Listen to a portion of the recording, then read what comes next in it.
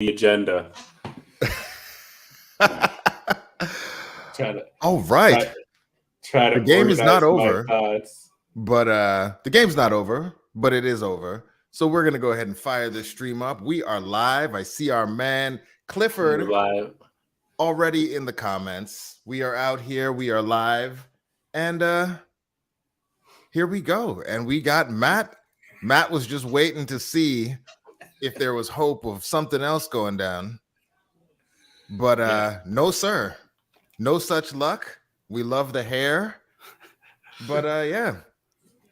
The thing that none of us expected to happen has happened. The Bucs on the road in victory formation. And yeah, I'm not gonna lie, I was not expecting this outcome. Even at the beginning of the game when we were in the group chat here, kind of going back and forth about things, I was like, we're shooting ourselves in the foot, as Kevin was saying. You know, we shot ourselves in the foot the whole game. Figure once we start playing, it's going to be okay. We're going to figure this out. Baker Mayfield is not good.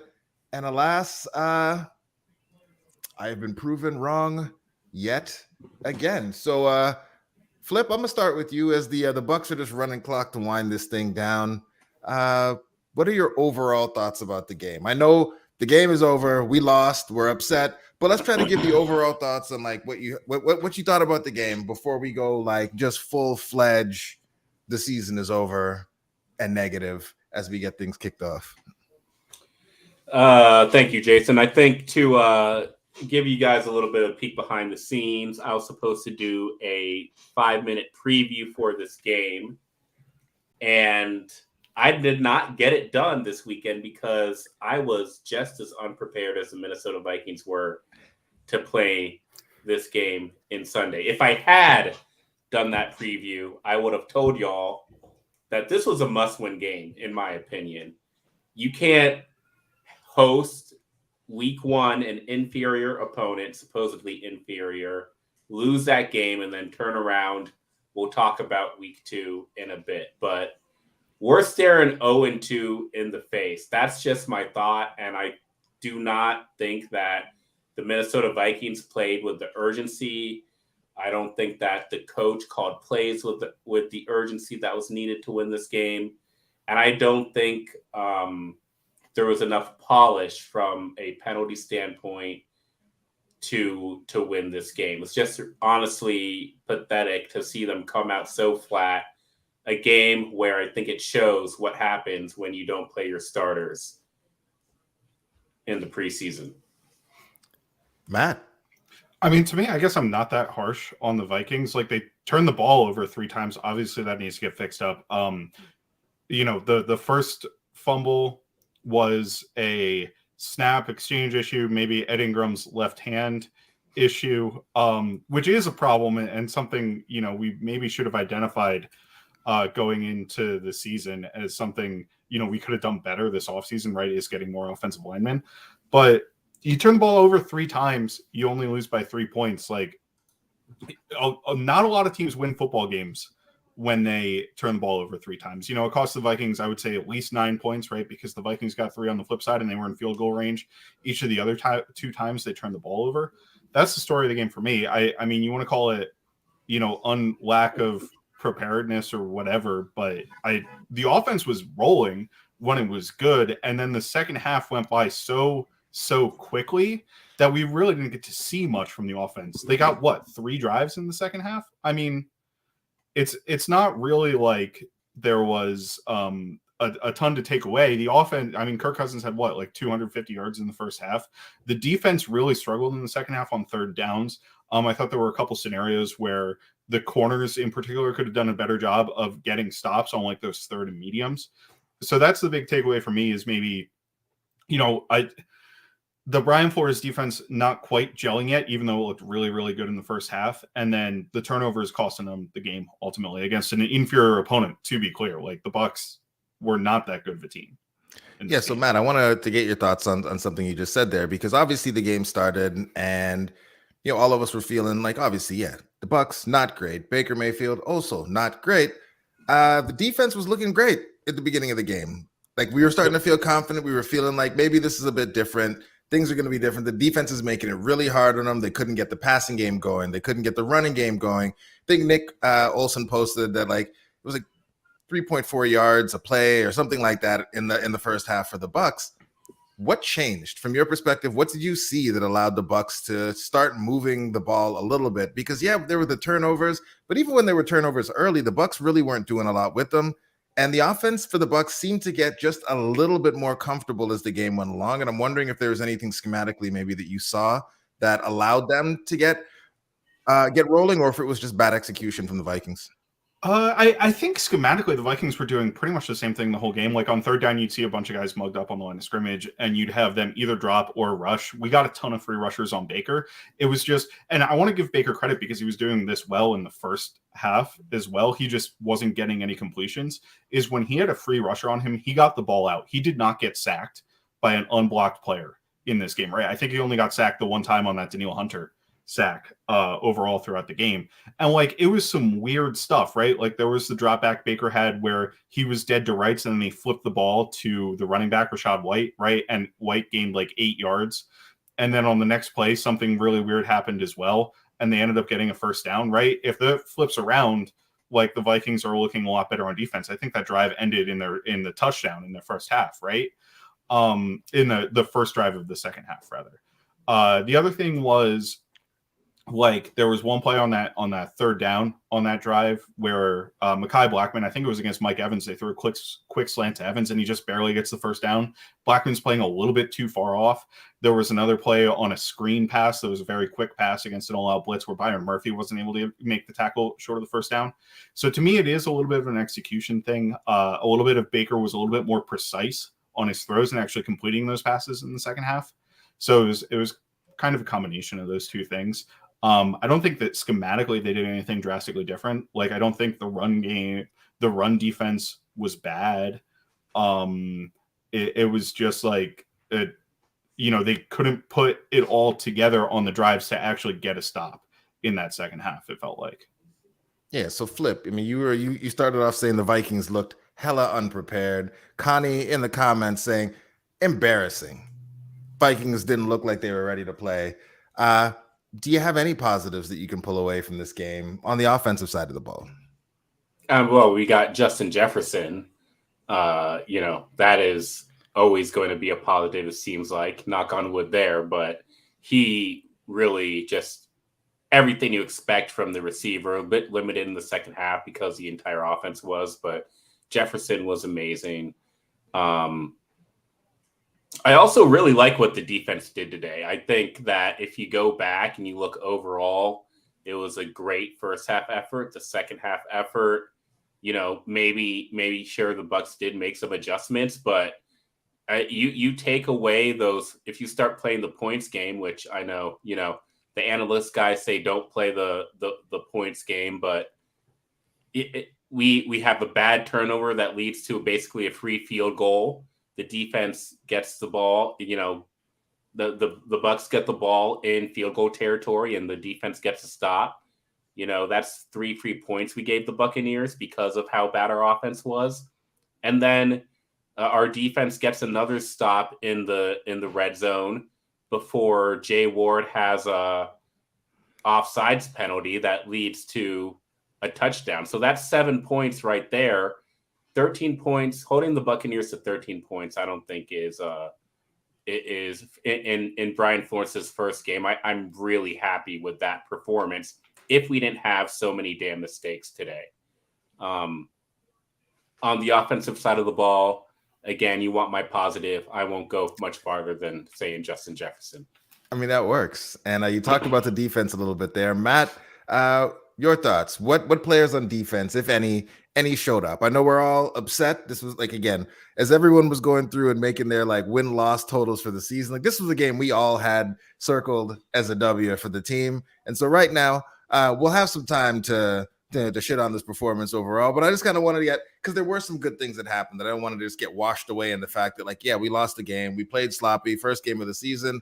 But there were some players who showed up and played well. So, Matt, is there anyone on the defensive side that you would want to call out as someone who played well? Yeah, I thought Daniil had a good game. He had the one sack, and a lot of his production was early on, right? He had the tip pass the first play of the game. He had the sack that shut them down on the third drive, on the field goal, on their first field goal drive, right? Sorry, I'm tripping over my words here. And then he was in on a couple of run stops as well. Overall, I thought the run defense was pretty good. Like the Vikings ended up with 3 down defensive linemen plus the 2 edge rushers quite a bit. So for me, that was, that's naturally going to be good against the run, but I was pretty happy with it. And then on the offensive side of the ball, obviously JJ is absolutely phenomenal. Jordan Addison gets his first career touchdown on the second career catch. And that play was pretty great. I think JJ's gravity kind of led to that touchdown, but I was pretty happy with Alex Madison as well. Like the run game felt like it was keeping the offense more on schedule. There were a couple times when Madison was hit in the backfield and was able to, get out of that and get a couple yards on the plays, which I thought was pretty impressive. And then obviously he breaks the tackle to get that touchdown to tie the game up at 17. So overall, I was generally happy with the performance of the offense, disregarding the mistakes, right? Like I thought the offensive line with 2 backup players in there at times cleaned it up pretty good after the first 2 or 3 drives. And we kind of had a bead on the Bucs defense for quite a while there, especially in the first half, where we were getting, they were blitzing DBs all over the place, and we were getting guys wide open and getting chunk plays off of it. JJ had like a 30-plus yard play off of one of those. The Ty Chandler screen that was really nice was off of one of those scenarios. So I thought the offense generally did pretty good. It's just they didn't have the opportunities in the second half to really get it done. Yeah, so Matt, I guess there's a lot of bad plays and a lot of plays that really swung things towards the Bucs. But I guess from your thoughts, like, where did we lose? Where did the game really start to get away from us? Like, what was the point there where things like you started to feel like, oh shoot, here we go again? It's the Vikings kind of being the Vikings of old and not maybe the Vikings that we came to know and love last season. I mean, I guess either the fumbles or the interception, right? Like, so that interception on that in route to KJ Osborne, I put it on Kirk. It's a very precise timing play where he needs to fit it in between the corner and the safety. And he was just a tad late. The throw was just behind KJ. And the corner, who was a rookie undrafted free agent, I think actually played it really nicely because he was very tight to KJ and was able to pick that ball off because it was slightly behind him. It's really a difficult catch for KJ to make. So I'll give it to that play, right? Because it just encapsulated what lost the Vikings this game, which was turning the ball over twice in scoring position and giving the Bucs a free 3 points.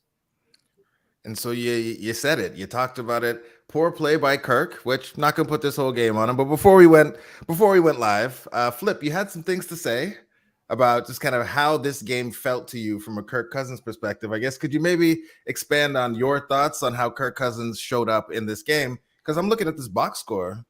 It's not looking that bad. Passer rating, it's not looking that bad. So I guess like oftentimes what ends up happening as the season goes along is that we like point back to these stats and folks will point back and look, he's not that bad. I guess taking this whole game in its totality, I guess, what were your thoughts on how Kirk showed up today? I mean, 2022, Kirk led 8 game-winning drives for the Vikings. Jason, you tell me, start of the fourth quarter, Vikings have the ball down by 3. What was your confidence level in Kirk Cousins bringing us back? That's what it comes down to. It's not the mistakes that he made early on. It's how he's going to recover from those mistakes. And if we're going to have confidence in that, if the coach is going to have confidence in that, if the players around him are going to go have confidence in that, or if they're going to look around and say, hey, here we go again. So I don't think that you can point any of the turnovers directly to Kirk Cousins or his play. But yeah, I mean, those were bad turnovers and those are frustrating turnovers. And you saw Kirk frustrated on the sideline. You saw him pressing at the end of the game. You saw him missing some throws. You saw him, put some balls where Kirk doesn't usually put some balls because his accuracy is usually his strength. So, Kirk is not someone who I don't think he's someone who can be blamed for these types of games, but he still showed that he's not the alpha, put the team on my back to bring us out of a struggling game and pull off a win. That's the tough part. And I see a lot of comments on the play calling as well. I completely agree. I mean, you asked Matt where the Vikings lost that game. If you ask me, it'd be before the game started. All offseason, Kevin O'Connell talking about emphasis on running the ball. Did not see it at all. Alex Madison was terrible in my opinion, and I'm ready for more Ty Chandler. They talk about in fixing the interior offensive line. Interior offensive line just got dominated today. And then you get to the play calling where, like, look, that's not a game plan. You can't just have 2 Alex Madison runs and then 2 Justin Jefferson passes and then 2 TJ Hawkinson and then 2 CJ Ham and then a screen to Josh Oliver. Why is the Clint Kubiak quarterback rollout pass to the tight end? Why is that back in the playbook all of a sudden? Kevin O'Connell got way too cute this game. Way too cute. He didn't build a game plan around any specific player, and it led to an offense that was not able to get into a rhythm until deep into the second quarter. Oh, Matt, I feel like you have thoughts about that. What frankly, you I don't agree at all. Okay. First of all, that disagree. pass to the tight end in the flat on a rollout, that's a staple of basically every NFL offense. It wasn't it's a 3-level flood where you're trying to hit the intermediate route, but if the tight end route is there on the slide first, you hit that as a quarterback. That's what you're taught to is wide open. Josh Oliver got 10 yards and a first down off of that play, like pretty early on in the game. So complaining about that is just kind of nonsense. I saw several times where that play did not work. It definitely didn't work on one play where they tried to get, I think it went to Ham, and they had Oliver and Ham in a bunch on that side of the field. And guess what? They kept that personnel 2 plays later. JJ gets a big 30-yard play up the seam because the Bucs had heavy personnel in the game to combat the Vikings 21 personnel with Josh Oliver as a tight end instead of TJ Hawkinson. So I thought the Vikings actually were pretty creative on offense using the different personnel. To me, again, it goes back to the turnovers. You look at the Vikings offense in the first half, they got into the red zone 5 times in that first half. It was 4 times in that first half. They ended up with 2 turnovers, a touchdown, and a field goal. And that's off of like 7 drives, right? So that's over 50% of the time getting in the red zone and scoring points. That's pretty good. And they scored a touchdown 1 out of 3 drives in the second half. Like, I thought the offense overall was generally pretty efficient. I don't have a problem with the running game at all. Madison was getting positive yards, and the Vikings were getting explosive play after explosive play after explosive play. Like, I think that's something we didn't see from this team very much at all last year is the 20+ yard plays. Like, they were great in the intermediate range from getting 10 to 15 yard gains, and they weren't getting 25+ yard gains at all last year. We had like 3 or 4 of those explosive plays in this game. I was pretty impressed with how the offense operated. I thought Kirk operated pretty efficiently as well outside of the turnovers again. Like, we can say, the Vikings didn't do a great job and they ended up losing this game because they kept turning the ball over and they couldn't get off the field in third down in the second half on defense. I think that's the story of the game.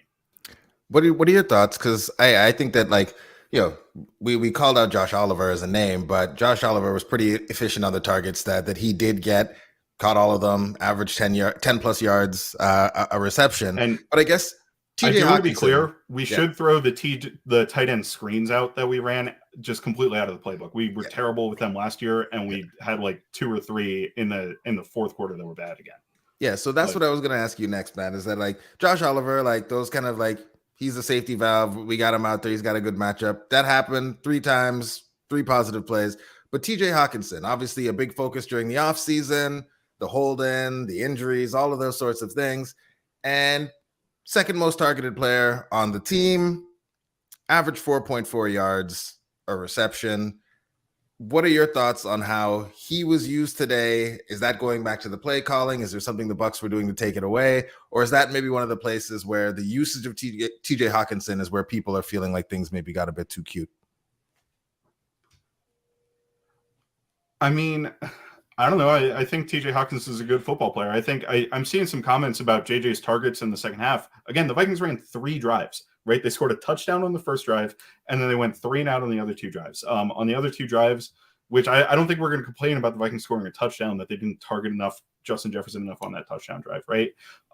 They did target Jefferson once on the other 2 drives, but again, they put themselves behind the sticks, right? with those tight end screens. TJ Hawkinson was effective when he wasn't used in that tight end screen game. I will give it that, where the tight end screens are bad, and especially against the Bucs, who had Devin White kind of as a heat-seeking missile throughout this game. Like, he's his best moving forward towards the line of scrimmage. I think you probably shouldn't use that against a team like the Bucs, where you want him more kind of in his back foot in coverage than that. But at the end of the day, like, the first half was the Vikings offense turning the ball over was the major concern to me. And then the second half, my major concern was the defense not getting off the field on third down. Okay. So Flip, it's, a lot of players, a lot of things, the turnovers are the thing, but like, is there a particular player or just a particular thing you were seeing from the coaches that like pissed you off the most, let you down the most, made you the most angry watching this game as a Vikings fan?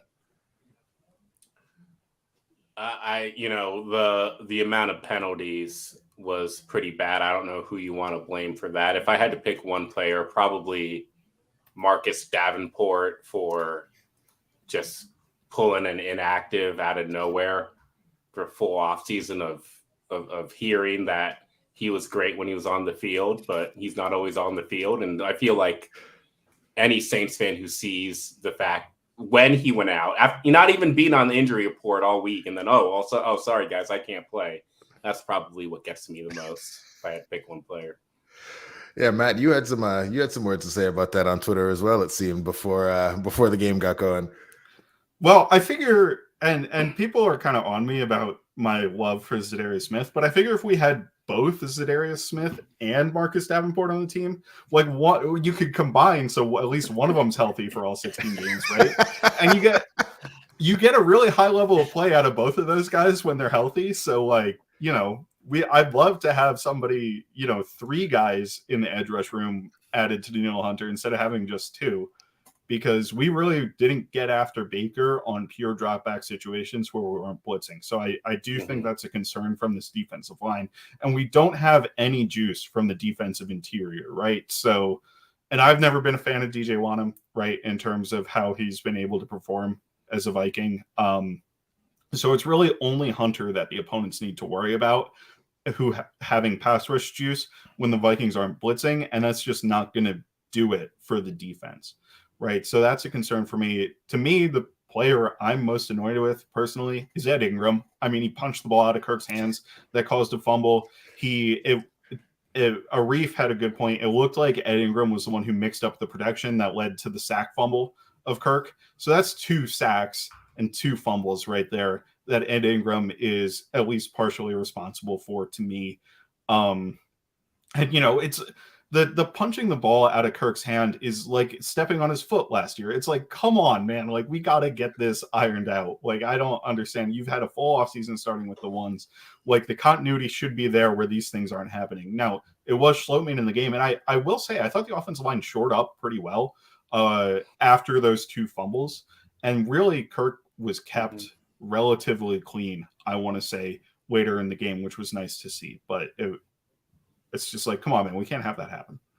Anything that you saw that gave you hope that the running game could get better as the season rolls along? I think it was 2.4 yards a carry in the rushing game today. Anything that you saw that maybe gives you a sliver of hope that next week, this Thursday might be better? I guess I not really. I mean, I thought Madison looked good from behind the line of scrimmage, but like, the running game not being super efficient doesn't matter a ton to me when the Vikings still averaged over 5 yards per play on offense, I'm pretty sure, right? Like, the passing game was the efficiency that we want to see, and the running game wasn't a huge negative, right? It was those quick passes that ended up putting the Vikings behind the sticks on the last couple drives. It wasn't the running game that I felt ever put the Vikings behind the sticks. So to me, it was, it wasn't good, but it's a non-issue. I don't know. So, Fry, are you of the opinion that we should just ignore the offseason talk about the running game? Or if we ask Kevin O'Connell about the running game, which I'm sure they're doing on the post game right now, do you think he'd say he was happy with it? No coach is going to say that they're happy with it, but I think it's more about the creative personnel usage, which we did have and did lead to some pretty great drives from the last drive of the first quarter until the end of the third quarter, right? Like the Vikings were clicking on all cylinders on offense for that entire stretch of the game. And I think that the creative personnel usage, which threatens the run, led to successful pass plays. Flip, you disagree? No, I just wanted to hear Matt's opinion. Okay. I don't have an opinion on that type of stuff. I mean, Kevin O'Connell's going to know. say we didn't I run the know. ball well enough because we only averaged 2.1 yards per attempt. No doubt. And like this running game isn't going to be an explosive or a high volume running game to me ever. Madison is an acceptable NFL running back, but he's not, some sort of star, right? So the offense is still going to run through Justin Jefferson. It's just, I thought the offense did a very good job finding ways to get Justin Jefferson the ball, particularly in the first half. And I think the personnel that they changed to show a more run-focused front kind of added to that. So, Flip, you learned anything about this team today? Other than that, they weren't prepared enough to play football, maybe because the starters didn't play and all those other things that maybe we can think about or speculate on. Anything that you learned about this team that makes you feel good or terrible about the way the rest of the season might play out? I honestly think it just confirms all the weaknesses that we thought this team was going to have going into the season. There are some ways where the Bucs are built to exploit those weaknesses, especially the interior offensive line. I think I learned we're going to struggle again with any team that has a great interior defensive line.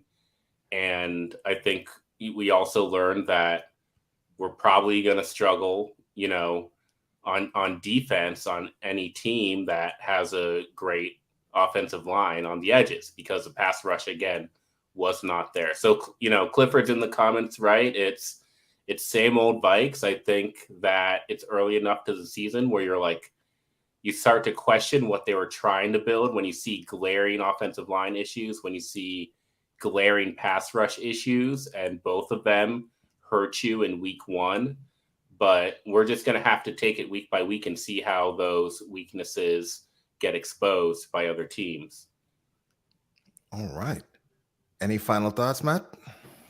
Yeah, I mean, the Vikings obviously lost the lucky rabbit's foot or whatever was propelling them to win all the one-score games last year. So we're definitely going to see a record regression, even if the team shapes up and becomes a better team from like an efficiency standpoint next year, I think, which is unfortunate, but they still have, I think, a pretty solid chance in a week. This is past roster regression, though. This is like, if you're going to drop this game to the Buccaneers, new quarterback, far, a lot of people would say Baker Mayfield's worse than Tom Brady, new offensive coordinator. A lot of people. Like this, to not be able to win this game at home week one signals that some of those predictions about even regressing to 9-8 or 8-9 may be at risk, especially when you consider, Eagles on a short week. You're staring at 0-2, and you still have Pat Mahomes on the schedule. You still have the 49ers on the schedule. You still have a lot of tough games. So, if the Vikings are going to start dropping the easier games on the schedule too, then we're looking at a far worse season than just, rabbit's foot issues. I mean, they were down 33-0 at halftime against the Jeff Saturday coached Colts last year, right?